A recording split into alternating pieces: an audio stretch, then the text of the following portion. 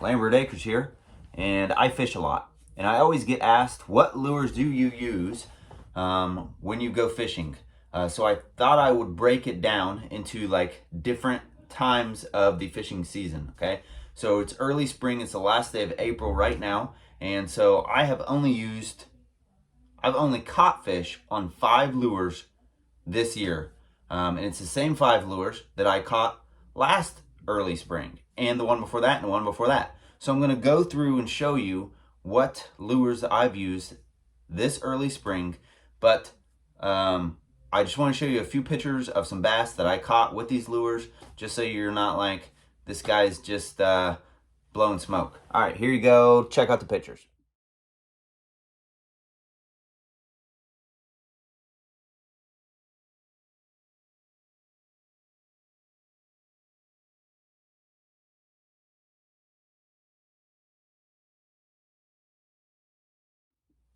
Welcome back. All right, so those are some pretty big fish. We're going to show you what we used on them. We're going to start out with the, no particular order. We're just going to go. So, jerk baits. Okay, I've used these 2 jerk baits. This jerk bait I have used several years in a row. He's missing an eyeball. It's a really tiny one, and I keep all the packages for my stuff just so I can go back and buy the same stuff online. This is a new one that I bought this year. Love it because the stopping action on this one, it's like boop, like it stops. And it has loud rattlers. It's a little bit bigger than that one. I'm not really into like the big ones, like the I think they're like 130 size and stuff like that. So let's show you what packages look like. The clear one, which is this one right here, is a Rapala Husky jerk. It's a suspending rattling jerk bait. This is the glass minnow color, okay? So this is what the package looks like. If you want to go get you one of those. If you don't, I don't care. Do what you want. And then that one is a Matzau America, okay? Now, if I would do anything, I would get a gold because I have tons of these little silver ones. I don't have any gold ones. And so if I could do anything, change anything, I'd give me a gold one too. All right, so that was number 1. Number 2, square bill crankbait, man. All day long, square bill crankbait, okay? It's got a loud rattle in it. The typical square bill, so it's not gonna get hung up on a lot. I love these, the Bomber A's. You can get whatever brand you want, but I have several of these little guys right here, and they work perfect. I actually found one in a pond as I was walking around over the winter of one of these, and I used it last weekend and caught a fish. So square bill crankbait. Moving on to number 3. We're gonna go the Ned Rig, okay? If you don't know what a Ned Rig is, you're probably either brand new to fishing or you don't know a lot about fishing, okay? And it's okay. It's fine to admit that, okay? But a Ned Rig is basically a mushroom-shaped jig head, and you put the worm on it, and these worms are really, really like high floating, okay? So when water hits it or current hits it, it's like wiggling around just like that underwater, all right? It's a light head, and the eyelet is on the side or on the top of it, so that way when it hits the water, boom, it stands up like this is a floating worm kind of. So it's standing up like this, and then you give it a little twitch, and it goes boom, okay? Boom, you see that tail jiggling? That's what it does in the water, so it's like boom, boom. The only problem with the Ned Rigs is they do get hung up on logs underneath the water a lot, so you kind of have to be careful where you throw them. I also have these. These are the TRD hogs. TRD stands for the real deal. They're by Z-Man. All of the Ned Rig products that I have used successfully are from Z-Man. I've just now gotten into some weedless options by Venom Lures called the DK Rig, which is basically like a Texas style hook on the weighted head. But this is what I'm used to. This is so this is the TRD hog, okay? So you got these little tentacles that are flying everywhere under the water. Boom, boom, boom. Okay, so we'll show you the package on these. The only package I don't have is for the bomber square bills, because I know what they look like, know what the package looks like. This is what the package of the Ned Rig heads look like. This you can. I got green pumpkin in this. What is this? The 6 ounce. I got the 6 ounce, and then I also have the 10th ounce in there. Come in packs of 5. I got green pumpkin. I also got some black. Got different sizes of those. And then this is what the packaging of the Ned looks like. Although in here you can actually see I am pretty resourceful. So you get a regular worm. This is just a black and blue. It used to be a curly tail. Okay, tail came off. I throw it in with my Ned Rigs, and you can use this. Just you can bite it down in length and use that with on your Ned Rig there. This is what the package looks like for the hogs, the TRD hogs. So these are the black and blue. This is the 2.75 inch. If I could do it all over again, I'd probably go with the 3 inch.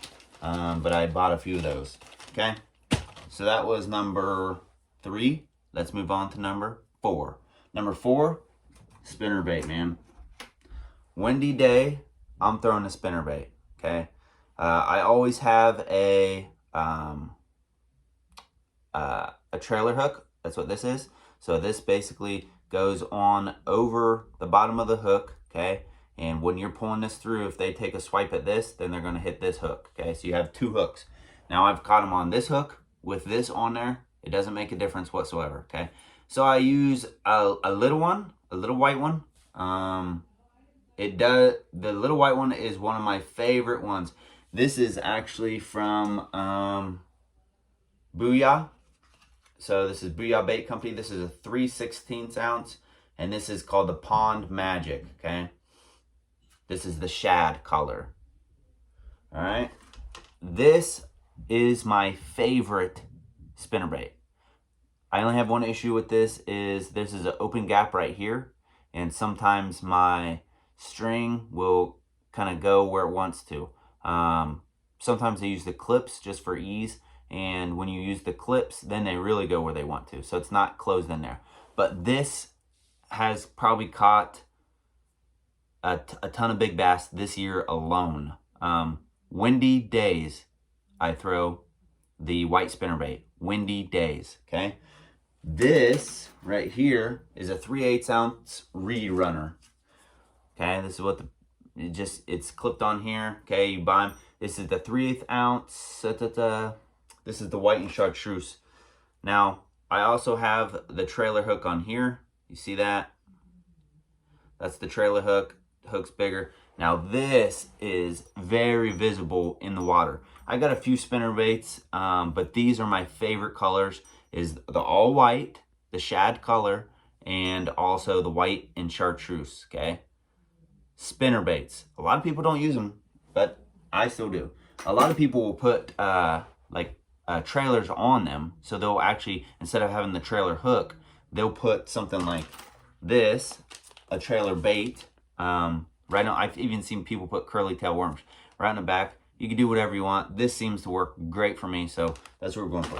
Now we're going to talk about the bait that has caught me the most fish this early spring, and that is the chatterbait. Okay, now a lot of people talk about the jackhammer this, the jackhammer this. This is the original chatterbait from Z-Man. Again, now got this from Walmart. This is the black and blue color here. All right. And what I do is I do put a trailer on this, and I'll show you what I put on it. The fish, I just came back from a fishing hook. Look how big that hook is, and it's strong and it's sharp. They mutilated my trailer on this last fishing hook, trip. I used the Pack-A-Chunk. This is a 3-inch, and it comes in a 6-pack by Net Bait. I think I did a review on this, just this trailer, and you can put it on jigs and everything else. But it's one of my favorites because it's not too big, and it's not too small at all. It creates the perfect turbulence. And so you just thread this on here. It's got a keeper, but sometimes I'll just go right up to it instead of actually putting it on the keeper. And then those paddles make a good commotion in the water. Now, the Chatterbait itself, this was my very first one, and I haven't lost it yet, so knock on wood. But on the back side, I took a blue Sharpie and Sharpied it in. You can see it's all tore up. But this right here is a very, very, very good bait, because this thing, when it gets pulled through the water, it is making all kind of commotion and stuff like this. Now, I will say with the Chatterbait, you can catch a 3.5 pound bass like I did today, and you can catch a dink, like a 6-inch bass, and they feel exactly the same. It's crazy. With this, you don't know how big that bass is. You know you got a bass, but you don't have a clue, because I don't know what it is.